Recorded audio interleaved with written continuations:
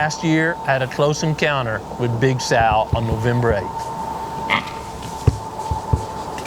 Big Sal was just out of range, pushing a doe, and just went through the hidey-ho food plot a bit and back into where we'd cut some cedars.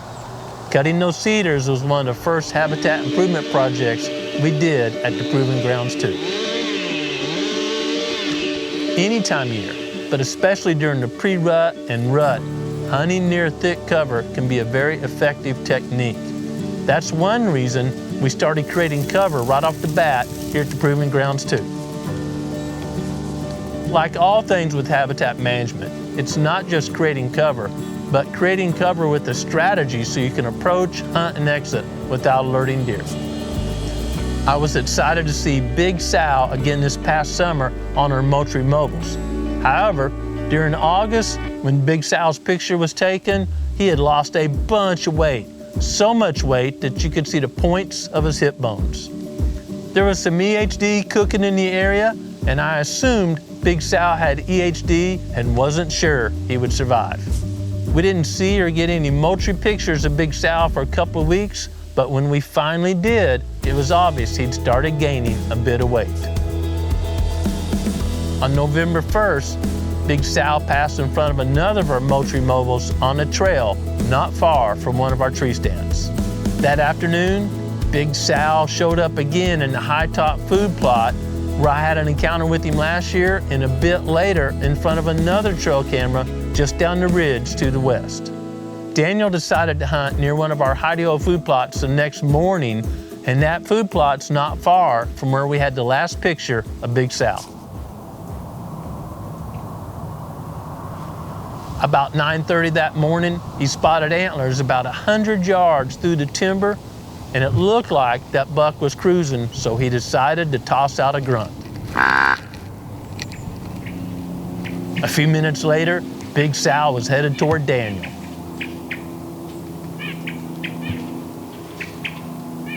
I've frequently shared that a grunt call is one of my favorite tools during the pre-rut and rut. I think it's important to understand the primary mission of using a grunt call, and that is to communicate that there's a younger buck, an immature buck, tending a receptive doe. I like grunt calls that are a little bit more high-pitched, and it's tough to get a grunt call that's high-pitched but still at the proper cadence of a buck. High pitch usually means a really fast cadence, so be careful when you're selecting a call. Big Sal was about 45 yards away from Daniel and closing the distance when a doe and a fawn cut between the buck and Daniel. If you're listening here, you can hear Big Sal grunt. You'll notice that that tone is much lower than Daniel's call, and that's what I would expect from a mature buck.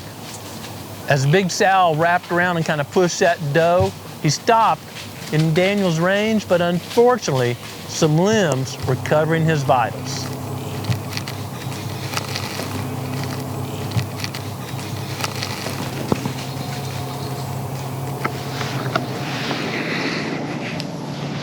That'll about make you sick.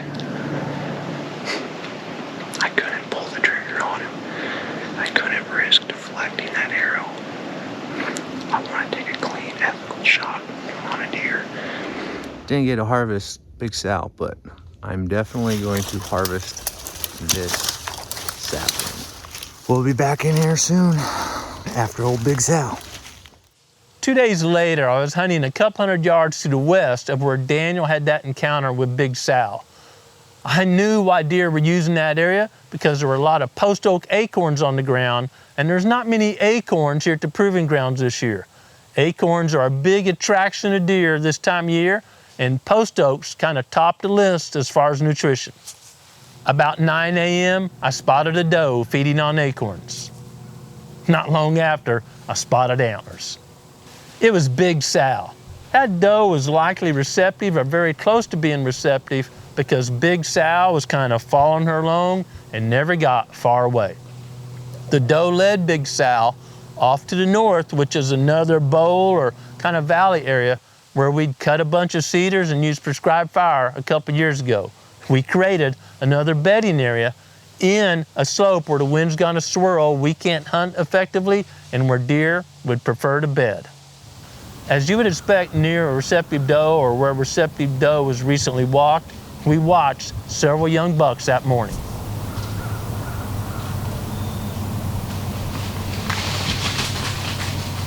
The wind was forecast to make a 180-degree shift in direction midday. To my knowledge, we hadn't alerted any deer, and the forecast was for a continued very high pressure. The barometer was over 30. You probably know that when the barometer is very high, over 30, there's a good chance your scent is rising unless the wind is very strong and pushing it in a specific direction. Given all this, I decided we would return and hunt out that same setup. It's the afternoon of November 4th. It's mostly cloudy, I'd say. There's a 30% chance of rain, and the wind has shifted. Right now it's going this way. It was going that way, so 180-degree shift. Right over the edge of the ridge here, just about as far as we can see through leaves, is a bowl.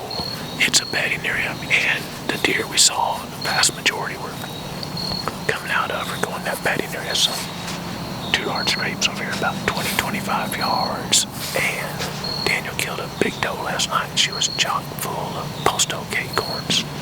We have scrapes. We're in a known travel corridor. We have acorns, and although the wind's changed, it's favorable for where we think the deer are coming from. Now, November 4th, a buck could come from anywhere, but I suspect most deer that we see will be off in that hole bedded and filtering out somewhere this way. About 2 hours to dark. It is right at 70 degrees, so there wasn't much of a need of getting here early.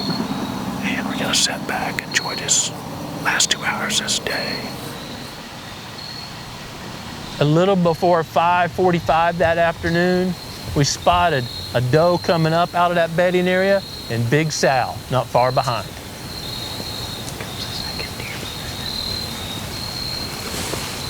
I have no way of knowing if that's the same doe we watched him go into the bedding area a few hours earlier, but I suspect it was. Does tend to take just a little bit to get fully receptive, and bucks will often tend does 24 to 36 hours. Either case, Big Sal was following the doe, this time not following that same course back, but angled a bit more toward our setup.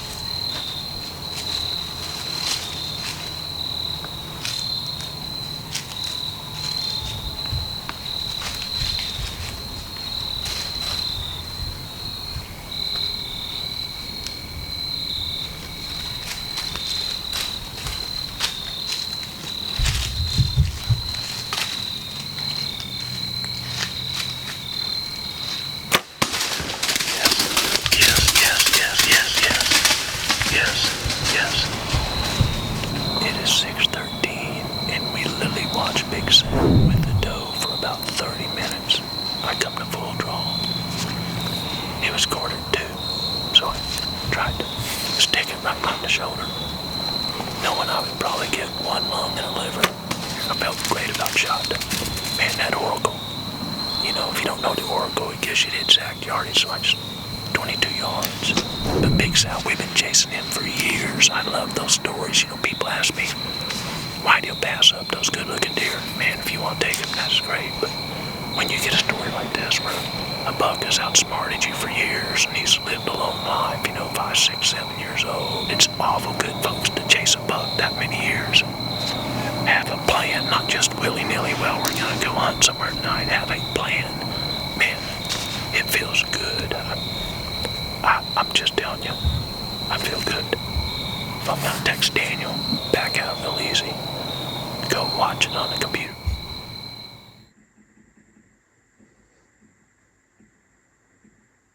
Oh, yeah. Bingo, baby! I mean, bingo! Oh, yeah. Man!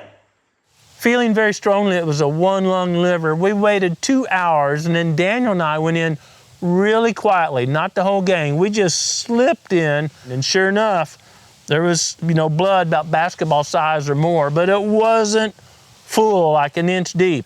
If you exit through the gut, there's a good chance it's gonna plug the hole. So Daniel and I eased down the slope 20, 30 yards and thought we heard him get up and move, so we backed right out. There was a chance of rain in the forecast and we jumped a deer. That's not good, a wounded deer. It's never good to get them excited again and push them. They could walk a long ways. So thinking it through, Evan knew a guy that has an excellent dog for trailing deer. There is no comparison between all of us and a flashlight looking for blood spots, especially when the arrow exited out through the guts, and a dog's nose.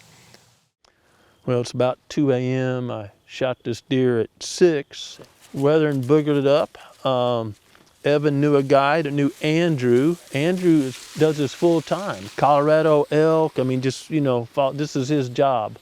And this dog, Echo, his dog, I believe has the record of finding the most deer in Missouri by far. By far. By far. So we're in good hands, and Andrew's the pro. I'm just walking along. So let's go see if we can find this deer.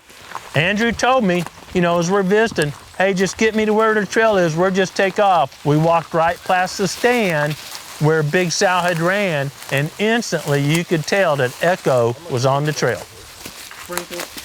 Growing Deer is brought to you by Bass Pro Shops and Cabela's. Also by Green Cover Food Plots, Winchester, Moultrie Mobile, Fleet Outdoor Apparel, Morel Targets, Fourth Arrow, Scorpion Venom Archery, Case IH Tractors, Ward Laboratories, Burris Optics, G5 Broadheads, Prime Bows, and Redneck Hunting Blinds. It was a fast trail, about as fast as Echo could walk. We went down the mountain, around cedars, you know, down 1, 2 foot bluffs, common here in the Ozarks, crossed a little dry creek, and there was Big Sal. Woo, look at that big boy. Yeah, he's a nice buck. Man, yeah. Look at that. Got some trash hanging off of him. I knew he was a good buck, old buck. We know this deer from pictures, but I didn't know he's that good. Holy mackerel. I mean, just, you know, obviously a mainframe 10. If you wanted to, you could go 11, 12, 13.